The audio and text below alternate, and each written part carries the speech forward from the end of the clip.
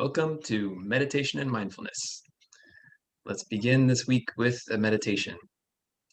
If you want to use a playlist, you can get that ready, and I'll tell you when to hit play. So let's settle into our seats, close your eyes, sit up straight, and begin to check in with your body, become aware of your body. You can feel your connection to the earth through your legs, through your feet. Feel your hips above your legs. Feel your torso stacking above the hips. Let's roll our shoulders up to our ears and down and back, keeping them soft and relaxed. Align your neck over the shoulders, slightly tuck the chin, reach the crown of your head up to the heavens. So let's begin with a relaxation technique. We'll take a deep inhale, and as we exhale, we'll imagine a wave of relaxation washing down our body from the top of our head all the way down to our toes. So we can do that now. Take a big inhale and exhale. Just let that relaxation wash down your body, washing away your day, washing away any tension, any stress you might be feeling in your body. Let's do that again with a deep inhale and exhale. Just let that relaxation wash away all your troubles.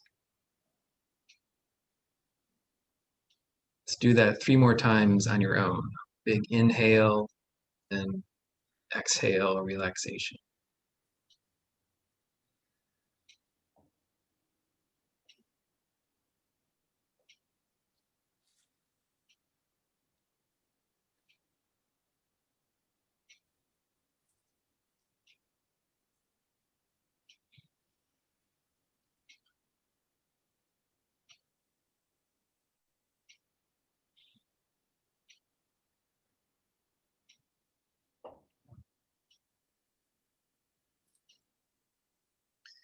So if you'd like to use music, you can hit play now.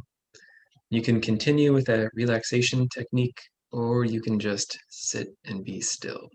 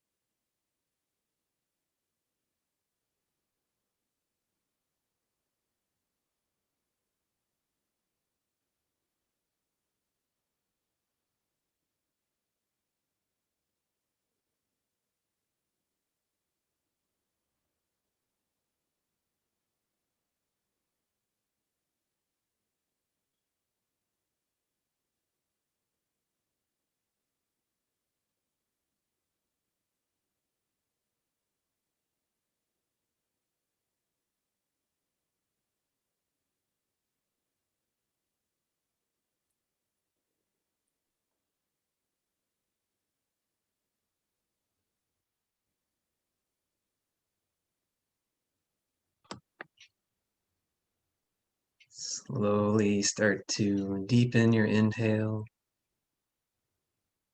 bringing your awareness back into your body.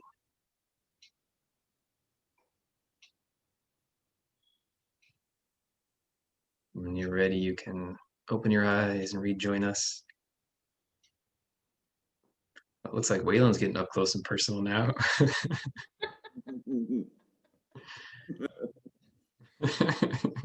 Now he wants attention. When I'm ignoring him. Right. Yeah, well, I heard one time that happiness is like a butterfly. The more you chase after it, the more it flutters away. But when you just sit and are still, then it might just come and sit on your shoulder and lick you in the face. Okay, that's enough. Oh boy. Great. So, how's everyone doing? How's everyone feeling? How's your practice going? That was lovely. Yeah. Great. I think I was more upper chest breathing today than I realized. Like I had like a couple difficult conversations. So it was nice to ground back down with the deeper breath. So thank you. Great. Okay, so I have a couple things I wanted to talk about, but maybe before we get into that, so 2 weeks ago, or I sent out that text with the little homework assignment to think about your path and what the spiritual path means to you and what are your obstacles. So Tim and Carla, you were gone last week. Do you guys want to talk about that? Either of you? Yeah. So All right. it has everything to do with what we experienced in yoga teacher training. It's just, and trying to talk about it without coming from the standpoint of I is still difficult, and I'm learning the vocabulary, so forgive me. The story of this life has accumulated to this point where it's time to go someplace that's very frightening and very scary, which is a good place, which is happiness and closer to enlightenment, and there's no map for that. And that's what's scary, and that's why self-sabotage is so much fun. But I'm learning because of you, Matt, and Mayumi and Carla, and that you don't need a map. All you got to do is lean in, and we are blazing that trail. That's it.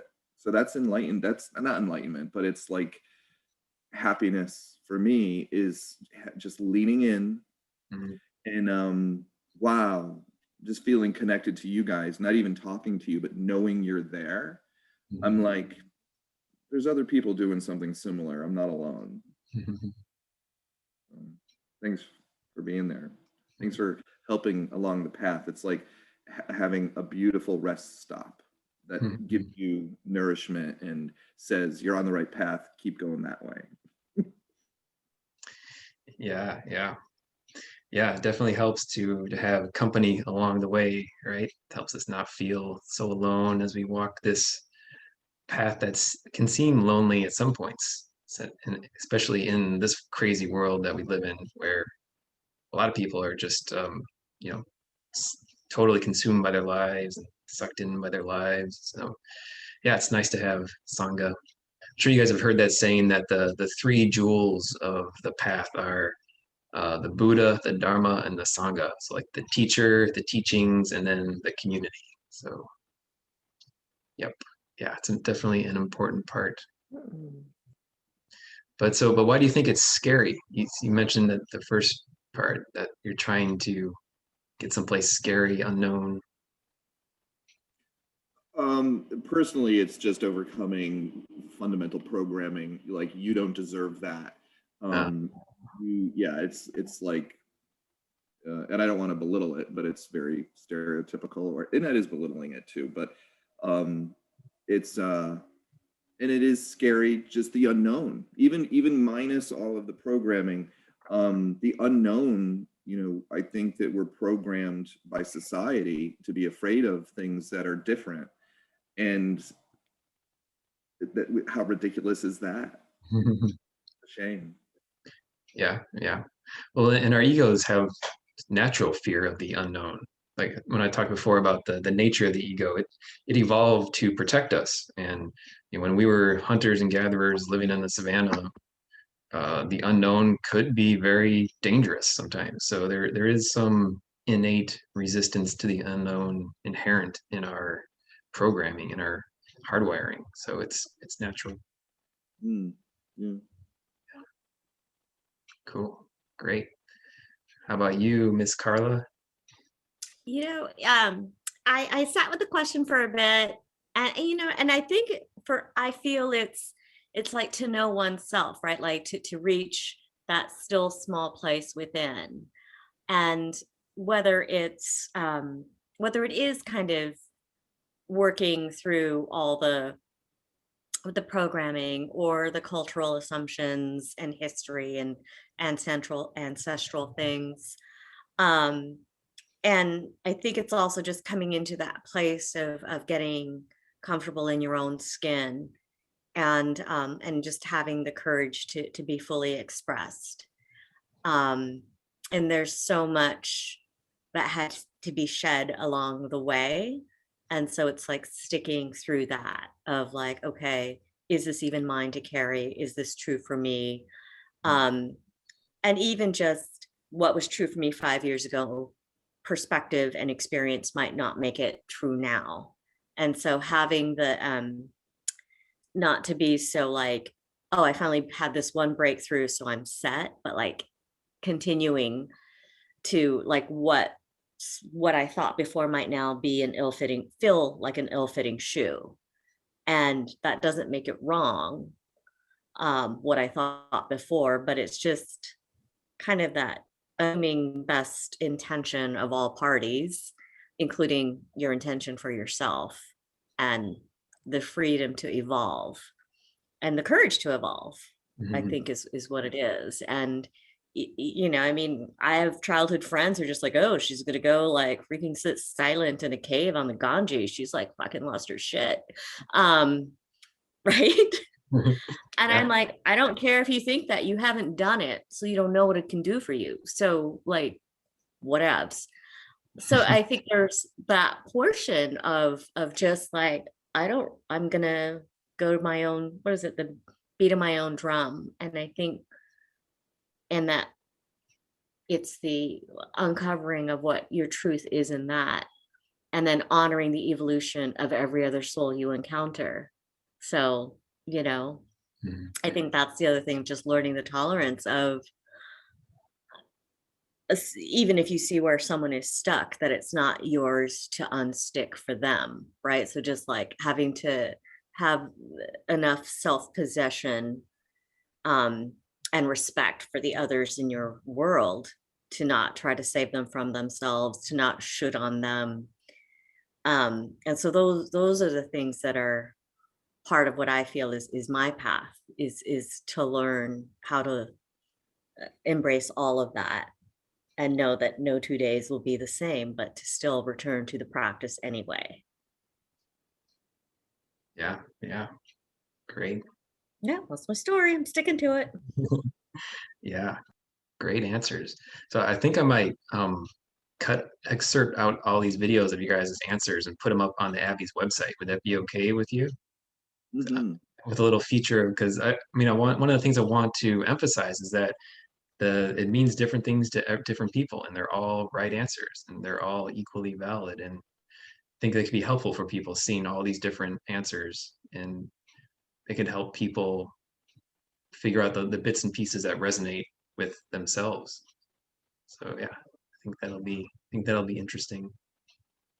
And so, Carla, are there any specific challenges that in your way right now that you can identify or that you're working on that I you're think comfortable for sharing? now, it's been a lot of like the AAPI things that have been going on. I mean, part of it is, I am a person of color. I do identify as Pacific Islander.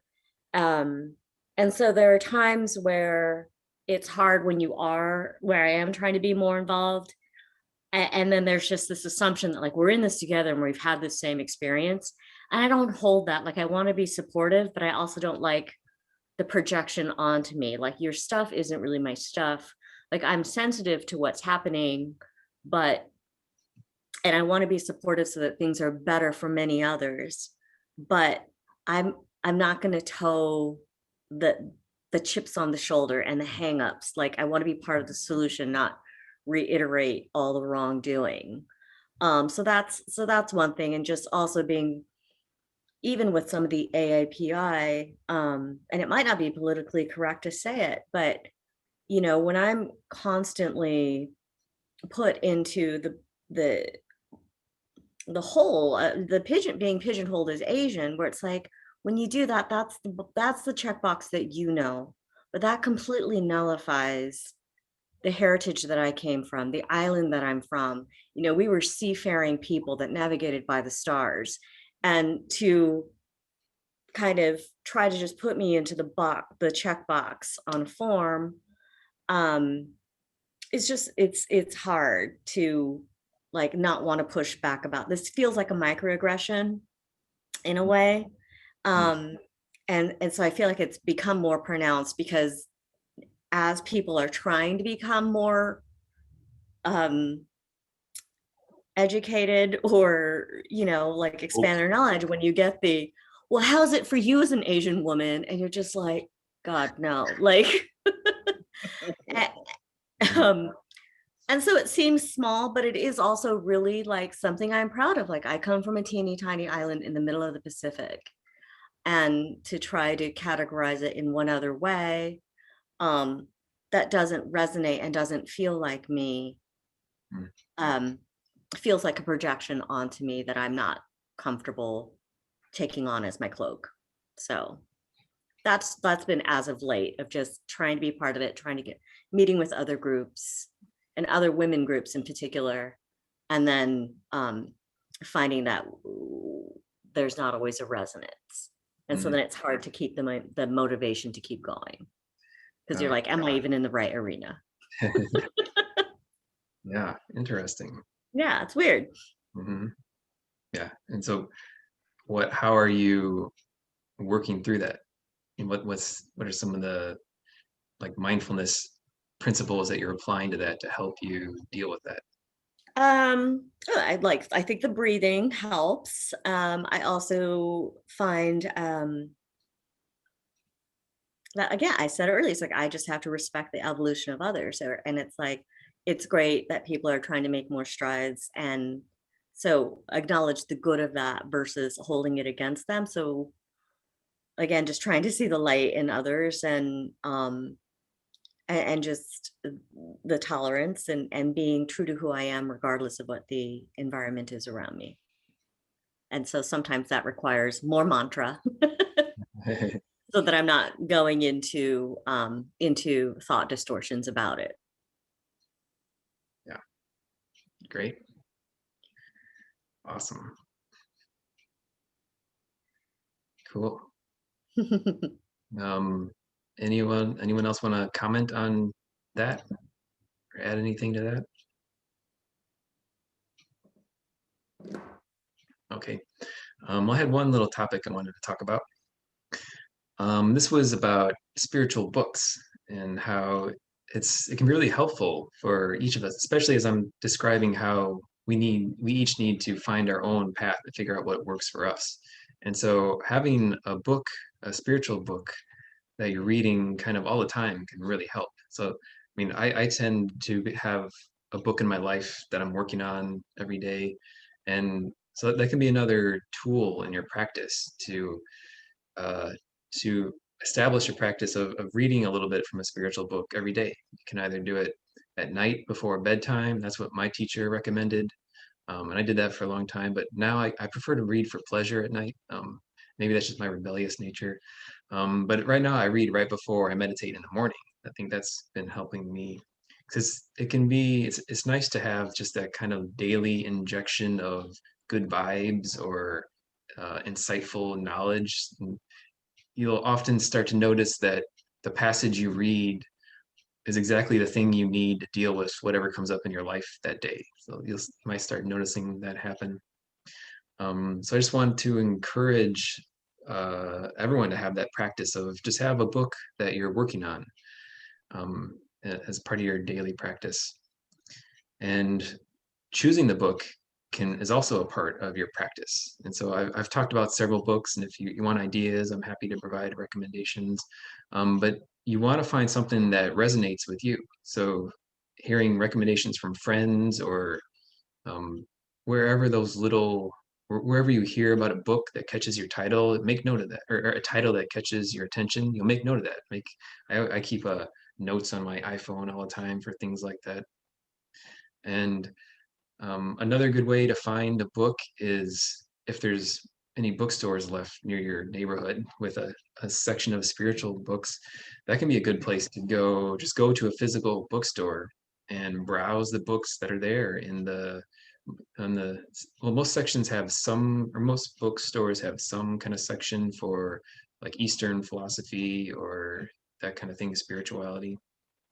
And that can be a really interesting exercise just to kind of browse through titles and really open yourself to finding the right title for you. So just kind of clear your mind and look at the titles and just feel what calls to you. And if a title calls out to you, you can pick it up and browse through it, read some of it. It's a good idea to read some of the author's words. I mean, lots of these books will have some kind of foreword or prelude that's written by someone else about the book, and those are interesting, informative. But if you're trying to decide if it's a good book for you, you definitely want to get to the actual words of the author and start reading some of those and see if those words resonate with you. See if it's something that you think would be a good influence in your life.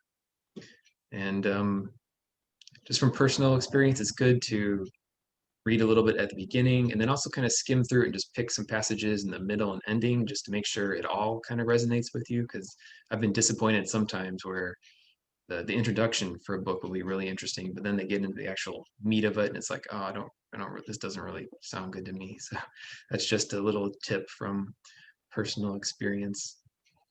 And so yeah, I just wanted to put a plug in for the idea of the importance of a spiritual book for this independent spiritual study that we're engaging on. Any questions about that, or any really exciting books you're working on right now?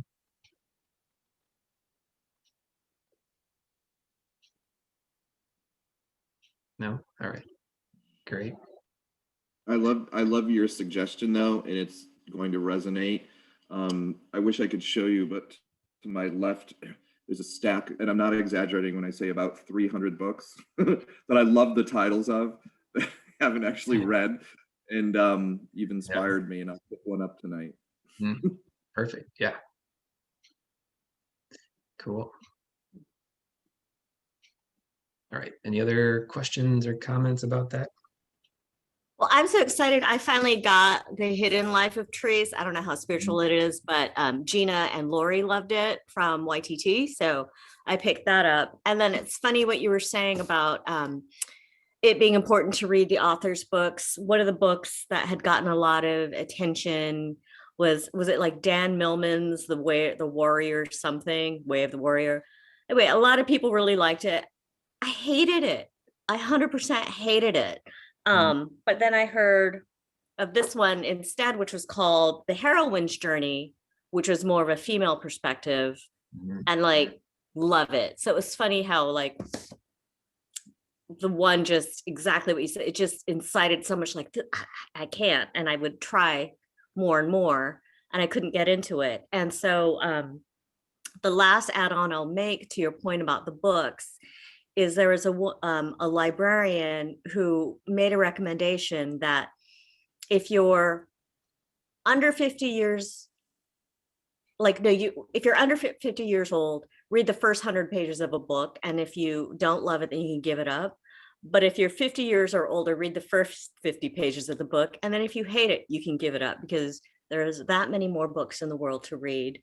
So you don't so you can also let yourself off the hook about finishing things. Oh, fascinating. Yeah. Right? Yeah. Never heard that before. So wait, so if you're under 50, read 100 pages, but if you're over 50, you can stop after Read 50. the first 50 and decide like, nope, onwards, I'm going to the next thing. Ah, And then it just kind of gives you permission to like cut it where you're like, what, why am I putting myself through this? Because it's the worst when you're trying to read for pleasure or for knowledge and the book is just pissing you off. yeah. And that's a very important point, that when choosing books, when reading books, definitely listen to your own instincts. I mean, no matter how wild, how enthusiastically someone else recommends a book or how widely popular it is, if you start reading it and it just doesn't resonate with you, listen to your own instincts, because I mean, we all know what's best for each of us. So it's a really great point. Matt, have you read Alan Watts's book, which I think is a synopsis of many of his lectures, and I think it's called Out of Your Mind, or have you listened to it? So I haven't read any of his books. I've only been listening to recordings of lectures he's given. Okay. Hugo had recommended it, and it's on my list of books, and I'm just curious about it. Yeah. Well, I think, but that that that name, Out of Your Mind, is one of the collections of recordings that I have of his. So And that's why I'm confused too, because the recordings is like, it's a very vast amount of information. It's very large. I think it's like, I can't remember, like 400 hours or something. And the book is just a little book. So I'm like, what did they leave out? so maybe he wrote a book of that title, and then there also is this collection of lectures uh, that also have that same title. Yeah. Could be. Yeah. Yeah, that's a great, the lectures of his, that's a great one. That's one that's been really influential on me in terms of putting these things into context. Mhm. Great. Okay, let's meditate again. So there's going to be no music for this one. So let's settle into our seats once more. Get comfortable. Get in touch with your body.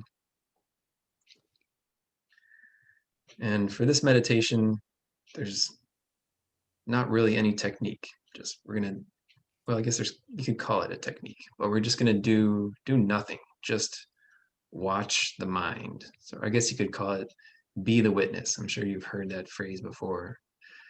So let's just sit and watch the mind at work and not try to do anything, not try to be silent, not try to focus on the breath. Just do nothing. Just watch the mind, watch what it does. If it starts going down a rabbit hole of what happened today or what you have to do tomorrow, then just observe it and notice what it's doing. So we're going to try to just sit for a few minutes and not do anything.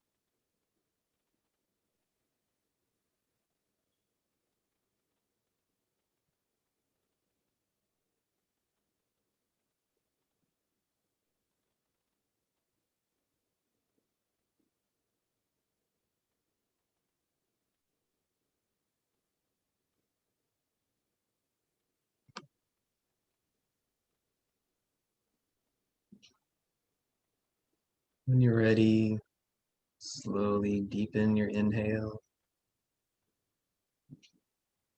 coming back into the body.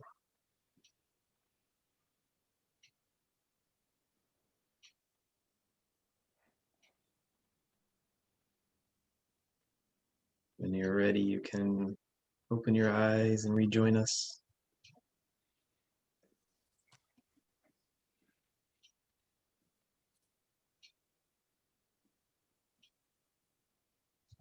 So how was that exercise? Any thoughts, comments? How about you, Mayumi? You haven't said anything. You haven't said much today yet. How was that for you? It was I built it on last week when you talked about I think it was last week when we talked about looking at our mind from just looking at our just looking at our mind. Mm-hmm. And so do you remember what you said? I had it down, but I felt like I was kind of practicing that a little bit. So I just sit there and kind of watch my mind, and I noticed that to me, this is a little trippy, but it felt like my left side of my brain was like really bright and shiny, and my right side was like kind of dark and kind of just like red and stuff. So I felt like I was spending a lot of time like, hey, let's like get together. Let's let's be one. And all of a sudden I started feeling like they were centered. And then I felt like my mind went out and was in front of me. And I was just kind of sitting there going, oh, okay, there you are. Thanks. So Wow. yeah, that's how it was for me. Yeah. That's interesting. Wait, so your left side was bright and shiny and the right, which of those is like the critical thinking and which one of those is artistic? It's the left side is like more artistic, right? Supposed to be? Yeah. Or wait, or is it? I don't know, I can't remember. Yeah. Oh wow. Cool. Yeah. How about you, Tim or Carla? How is it not having a technique to trying to not do anything? For me, it was so interesting because not having whether it was like I'm gonna ground down or focus on my breath, what came up was just so much gratitude. I'm like, I can't believe I'm sitting here in circle with you guys. And so it was just, so there was that, and then the anticipation of, and then in just a few short months we'll actually be in person. And so I was just like getting into this little like spiral of like, here we are now, we're holding space, then we're going to get to talk about this, then I'm actually going to be able to see you guys, and then it's like, oh, I should really talk to Tim logistically, but not now, but there, I just did it again. And then so there was a little bit of that, and then the one thing that I noticed that was really cool was normally if I am alone in my own thoughts, I would have been like, you didn't do this yet, you didn't do this yet, like you didn't this, right? And this time it was like, did I remember to? Have I already? And so I think there was like a nice little pivot from kind of a being harsh on myself about all the things I didn't do, and then just turning it into more of a gentle inquiry of like, have you remembered? And then it just felt really nice to be, it was so much more comfortable to be in that headspace than like the self-flagellation. Imagine that. Yeah, awesome. Yeah. Great. Yeah.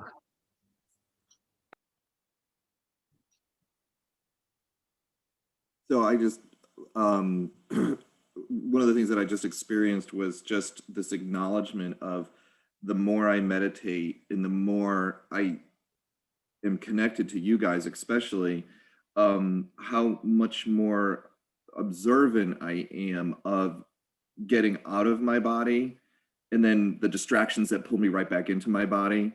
And then of course the monkey mind, because I too, during all of that, I had this thought like, oh my God, I need to text Carla right now about Hotel Inverness. And I'm like, snap out of it. I it was like, you're meditating. So it's interesting but I'm so much better at being able to slap myself say you're meditating and get back into it. And then it's just very interesting. And it's and gratitude comes up too, because it's easier to shift gears, whereas before it was much more difficult. Mm. Great. Yeah, it can be really fascinating when you take time to just examine the mind, just watch your mind, right, and see what comes up. So yeah, it's a very educational practice. Yeah, for me, I found this time that when I was just watching, when I would start thinking about something, and just I would just start watching it, not try to stop it, not try to bring my mind back. It would just come back on its own, right, without trying, just by noticing it, noticing my mind going down that rabbit hole. That by itself brought my mind back to kind of quiet. So it was interesting.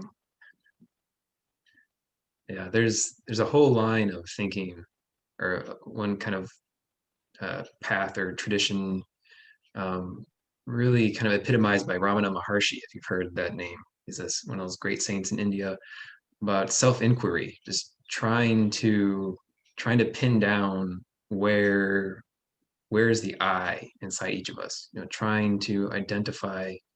So we all say, we talk about ourselves, say, I do this, I do that. When you say I, what do you mean by I? Like, where is that I? And so that's I won't talk. Maybe I'll talk about that later, or some next week or something. But yeah, it's a really interesting practice, just trying to figure out where exactly your mind is, or what exactly your mind is inside you. So yeah. So I had one other idea, something I could talk about today, and that was the the concept of getting unstuck. Because I'm sure some of you, or especially getting unstuck from the spiritual path or from kind of life also. So I'm sure many of you have experienced that sensation when you feel like you're in a place in your life where you don't want to be, and you just feel stuck, like you're not living up to your whole potential, you're not doing what you're meant to be doing. And so I wanted to, there's some reflections on that based on my experiences. So the last 2 summers, I lucked into a weekend job as a whitewater rafting guide in Wisconsin on the Peshtigo River. It's like class 2, 3 rapids, so not real crazy big river, not really huge rapids, but big enough. And it was a lot of fun. So I got to just go down the river a whole lot. Like usually three runs on Saturday and 2 runs on Sunday. So I really got to know the river, got to know, get a feel for the currents and how the river flows. And it's interesting. Sometimes, I don't know if any of you have been in rapids too much, but you've probably noticed or heard about, oftentimes right around big rapids, there'll be little eddies that form. And so sometimes they can be small and really turbulent, and you can get stuck in those. Like, there's like a little almost wave or a little circular whirlpool type thing, and a boat can get stuck in there. And lots of times when we were doing this, everyone was in little one-person inflatable kayaks called funyaks, and so the customers are on their own usually. And so sometimes they would get stuck in these eddies, and it can be really disorienting because it's swirling around, and so your boat's swirling around, and there's water splashing in your face, and they're bouncing around inside the boat.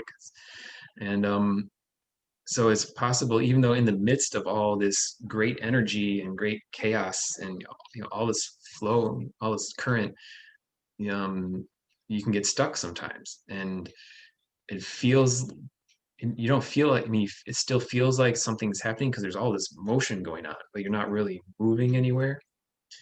And like I said, it's really disorienting, and you can feel like you don't know what to do. And so sometimes in those situations, what you need to do is kind of stop fighting so much and just take stock of where you are and realize where you need to go. 'Cause lots of times in those cases, when someone gets stuck, you kind of just need to make a few hard paddles and put in some hard effort to get out of it, and then you're back in the current. But it can take some effort. It can take a lot of effort, and it can be scary, like you're saying, Tim, because you don't know what you're doing. It feels like you're all out of control. And so it can be scary, but sometimes it just takes a little bit of strong effort, and it can be, it can feel like a struggle. It can feel like uh, you even have to kind of go against the flow a little bit or across the flow in order to get back into the flow. And so this is all very metaphorical. Um, so one example from my life, this past summer when I came home early from Costa Rica, and I was staying with my mom and next door to my sister in Wisconsin. And COVID was going on, just everything. And I was kind of feeling stuck there. And I almost didn't come to the yoga teacher training. I'd actually made up my mind I wasn't going to come because the fires were going on. It just didn't seem like, it seemed crazy to like be driving across the US at this point. So I'd actually made up my mind not to go. And I sent an email to Amanda saying if there's anything we can do. And then they both called me, which was really cool. And they didn't pressure me. They didn't try to talk me into it or anything, but they just told me to listen to my heart and do what I thought was right. And even though it didn't make sense, there was still this little voice in my heart telling me that um, it would be a good idea to go to the teacher training. So yeah, so I don't know if any of you have experienced that, or if you at some point in the future, if you experience that stuck sensation where you're not sure what to do and you just feel totally out of sorts. That's when you really got to listen to your heart to figure out the way forward. And sometimes it can take a lot of effort. And when I was when I was trying to leave Wisconsin, it just felt like there were all these obstacles, especially because that's when I got the RV, and there's just all this hard. It seemed like it was obstacle after obstacle trying to get out of there. And I was like, am I doing the wrong thing? Are these obstacles telling me that I shouldn't go?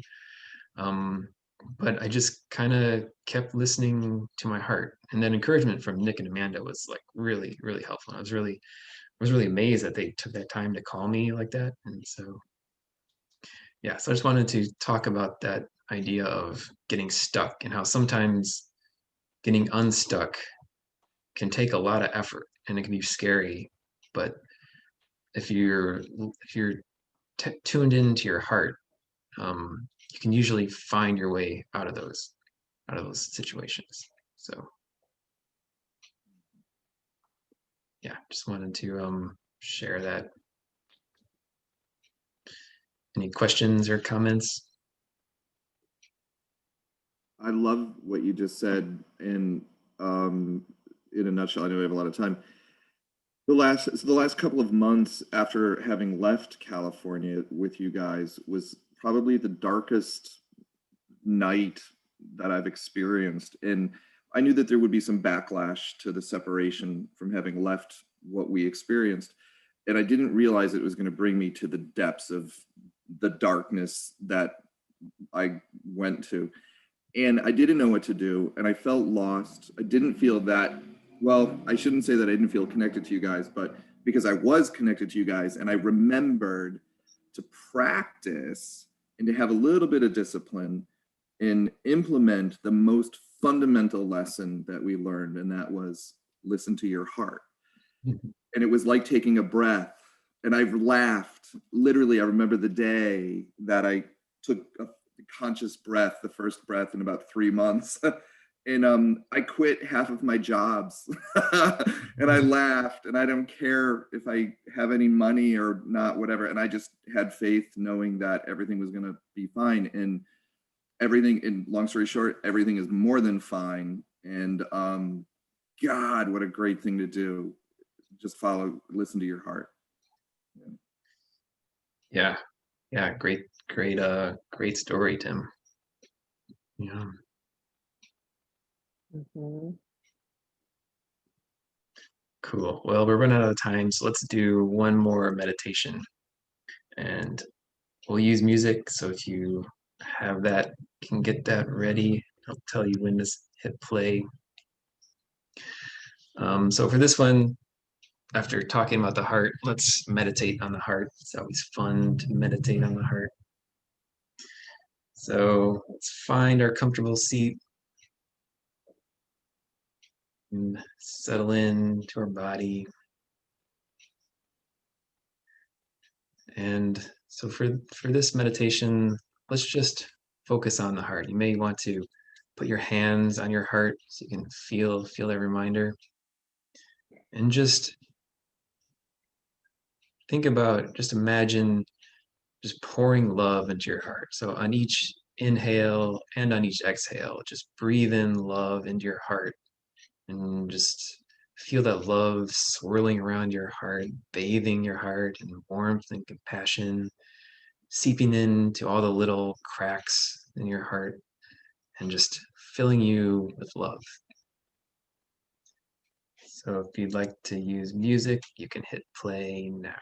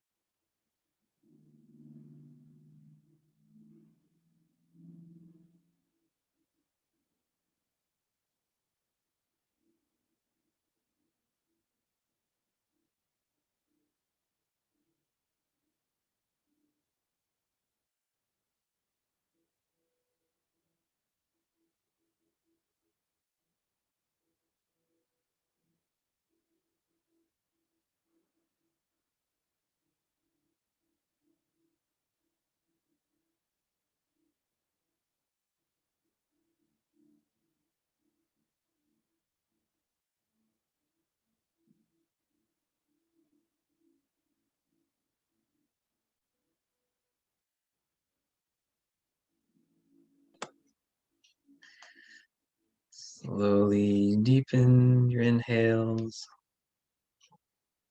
coming back to the body.